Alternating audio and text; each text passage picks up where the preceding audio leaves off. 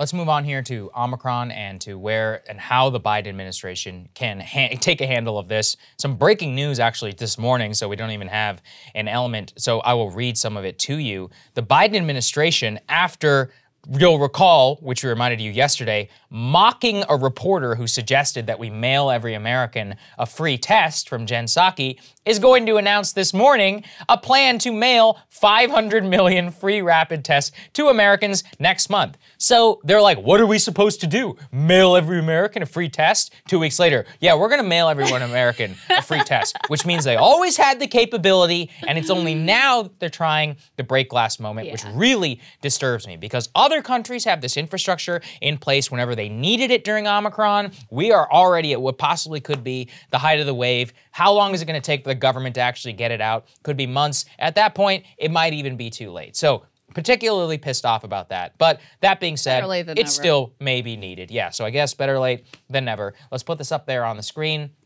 The Omicron and what it compromises of all new cases, there's been some confusion around this, is now 73% of new coronavirus cases in the United States. This is according to the CDC. Just 2 weeks ago, it was 1%. And then weeks ago, obviously, it was, just 2 weeks ago, it was 1%. So from 1% to 73% of all new cases, just indicating the vast array there of transmissibility. Very important. Head around that. The good thing is, Krystal, is that despite the fact that Omicron very obviously does jump the booster vaccine, all of that, is that anecdotally and in terms of the data, hospitalization and deaths remain very, very low because of the efficacy of the vaccine as well, and that actually even severity amongst the people who have it doesn't seem to be as bad. We'll see, as you said yesterday and warned, just because the transmissibility factor is so much more, in a sheer number of hospitalizations and death, it is likely to go up. But it's all about proportionality, folks, so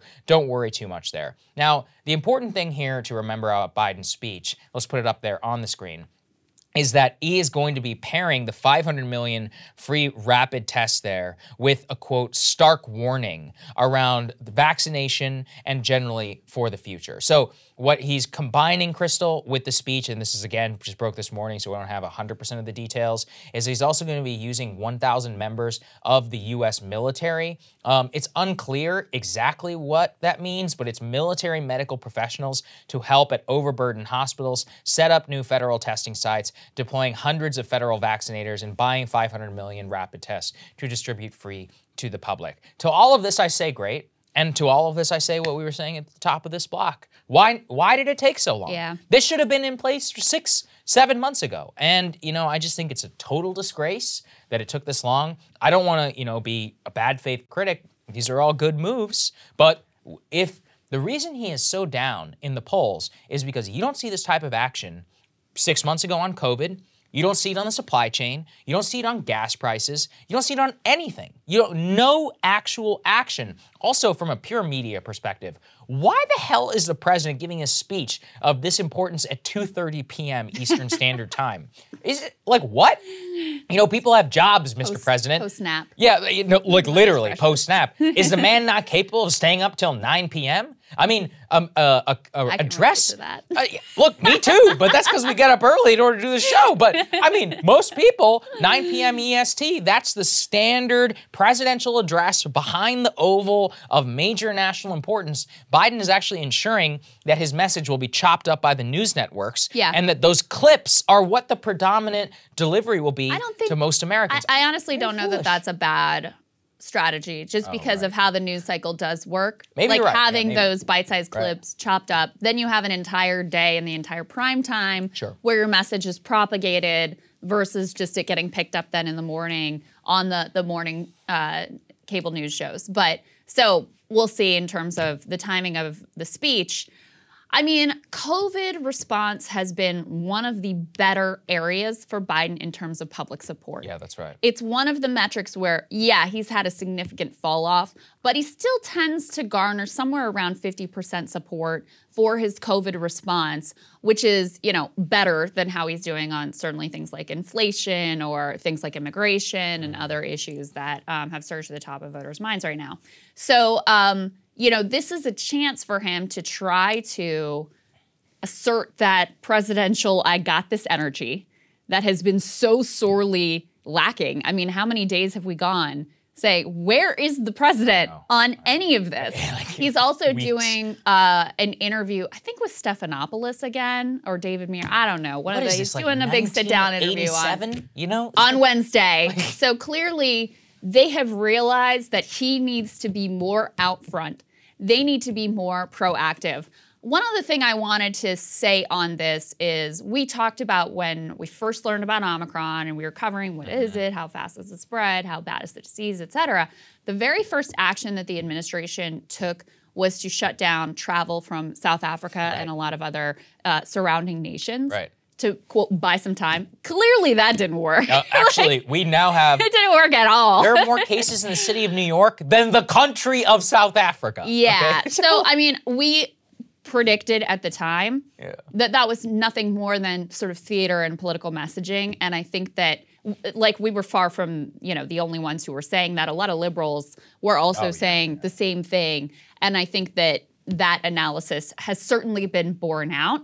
Just as a little, note and reminder for if there's another wave and there's another variant, that particular intervention is not effective at all. It didn't buy us any time. It didn't do absolutely anything. But you can see there's some reporting, this from CNN, about the way that they are trying to change their messaging. This is, inside the Biden admin eyes a potentially stark shift in messaging around ending the pandemic. They really want to shift from talking about cases to talking about hospitalization and death. I think that is the right way to think about this. If you get a case and it's mild, we can all live with that. That's okay. It's not great. No one wants to be sick. And, we don't want to spread it any more than, is absolutely unavoidable. But the thing that we really need to be concerned about is hospitalization and death. So belatedly, I think they're shifting their messaging on that. The other piece was, they really want this stark dichotomy between if you're vaccinated and you've taken the steps you need to protect yourself and your family, you're going to be fine. It's okay. It's only if you're unvaccinated that this is really going to be an issue. Now, I know that messaging has been controversial and you didn't particularly like it. Personally, I think that's the way they should have been framing it from the beginning, because the muddled messaging making everybody like, oh, no matter what you've done, then you're afraid. Well, that kind of downplays the efficacy of the vaccine. And it also panics, frankly, a bunch of liberals who are vaccinated and boosted who don't need to be so concerned. I hadn't considered it from that aspect. And actually, if on balance, I do think that perhaps it could be positive. And I do once again think that it's just so little too late. Like this around hospitalization and death, this should have been the message 6 months ago at the height of the Delta wave. The message, honestly. And because the psycho mind disease is inside all of them now. Masks are right back here in Washington, folks. We literally lasted, I think, a couple of weeks before the mask mandate went back into effect. A state of California back into a mask mandate. PG County and other Maryland schools going online. Other schools considering doing so. I mean, the soft lockdown and those type of restrictions already creeping in, and they're doing so because of the lack of ability for Biden and them to actually assure people about the true efficacy of the vaccine. Yeah. And I continue, one thing that really just pisses me off, and I'll continue to hammer home, why does public discourse not reflect the fact that 85% of Americans adult Americans have had a single dose of the vaccine? Yeah. You would think there's like 50% of the country unvaccinated. Not even true. The real divide is between what?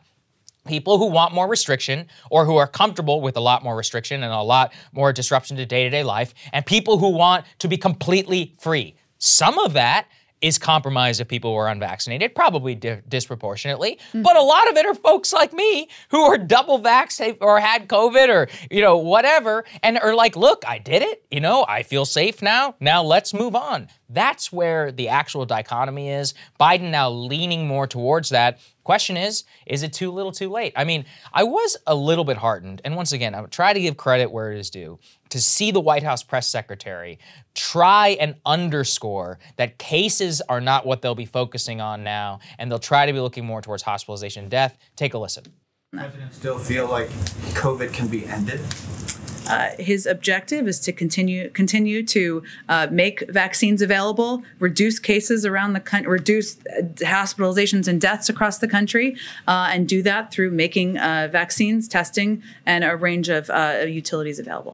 See, that was very important, where she said reduce hospitalizations, that she caught herself, corrected herself around the cases. And look, had to update the talking points. For those of you who are skeptical and hate, listen, I totally get it. But I think that the one aspect of this is that if Biden can turn the temperature down on the psycho mind disease of the people of New York City, DC, California, the big city folks who want more of these, we actually probably will all be better off. And it will turn the temperature in terms of the calls for more restrictions, some of the culture war around it, and more, and then we can actually move towards a more sustainable message. Because the sustainable message, which crosses from Ron DeSantis, Governor Abbott, to now Joe Biden, is, look, it's about hospitalizations and deaths. Yeah. Which embraces a strategy, yes, of vaccination, also monoclonal antibodies if needed, therapeutics, making it so that at-home COVID is completely tested, it has some sort of protocol which you're enabled to have, and you turn it more into the cold and to the flu. If that's the ultimate end result of this, which I truly hope so, and I'm begging the Biden people, it is to move us in that direction and avoid the horrific regime which we have had to live under now. He also needs to bring Fauci to heel. Oh, he needs, I mean, that's you're my going to be talking monologue. about that in your He monologue. needs to slap him and turn him off remember, into the it was sunset. very recently that Fauci just made up this number of, we want to get down to 10,000 cases, which is very much at odds with what the White House is saying now, that basically the case number doesn't really matter. What really matters, and this has been the case ever since we really got vaccines, this has been the case. Yeah. What actually matters is severe illness, hospitalization, and death. So they got to get him on board with this new messaging too, because liberals love this guy. Yeah, they love him. He really has a lot of cultural power among liberals. So the things that he's said, they literally take as gospel. It's like a church. I mean, it is like a religious zeal for this guy. So what he says really, really matters. I showed you those prayer candles I found in Burlington, Vermont, of Fauci's literal face on them. Listen, I don't want to make fun of liberals too much because we all have our things that we're into and we have put a lot of faith in. But they have a lot of faith in Dr. Fauci. All I'm saying was what he says really, really matters. The other thing I'll say here is I think your point about him trying to reassure the liberal base is really important, because Biden's instinct, he's been totally flat-footed on the response, behind the 8 ball in terms of getting the testing capacity up and all of those things. There's a lot of legitimate criticism there. His instinct on things like lockdowns has been pretty good. Yeah. He's been kind of, he's sort of established himself as like a COVID centrist. And his own personal instincts have been in line with where the majority of people are, frankly, which is get vaccinated and then, try to go about your life. And I think that's where the majority of the population is. I think that's where things should be, and that's the right lane to take. The problem is places like New York, places like San Francisco, places like DC, and the pressure on politicians in those places to institute new mask measures, close schools, lockdowns, those sorts of things, that all comes from their voting base. I mean, that doesn't come out of nowhere. So reassuring the liberal base in the country, who are a minority but are disproportionately vocal on these issues, that would do a lot in terms of sort of, like you said, calming the waters, and politically it would be the best thing that he could possibly do. Couldn't agree more. Just an update on Biden himself. Let's put it up on the screen. That's right. Biden was actually in close contact with a mid-level White House staffer who actually tested positive yesterday. So they actually spent 30 minutes, that person, around Biden on Air Force One, according to Jen Psaki. He took a PCR test. That tested negative. We'll see. We wish him the best. Yeah, look, wish him the best. Absolutely, he's an old man. Yeah. I really hope he's okay. This is one of those things where, from what I have heard, Krystal, is that people who are getting tested with Omicron and more, in the earlier days, it's actually not been detected. This is purely anecdotal, I'm just saying. So it's still possible he's not necessarily out of the woods yet. There's an incubation period with any of the COVID variants, so it can take some time for it to actually be there and show up in a test. Right. So we'll see, as you said, the fact that he's vaccinated, he's boosted, that's great. He is an old man, so that, puts him at a somewhat higher risk. But he's our president. God bless him. I really hope he's okay. Hey guys, thanks so much for watching. That's right. Just as a reminder, you can become a premium subscriber today. Watch the full show completely uncut, our reactions to each other's monologues. You get to listen to it. You get to ask us questions, all that good stuff. Link is right there in the description or at breakingpoints.com. Best of all, great way to say screw you to the mainstream media.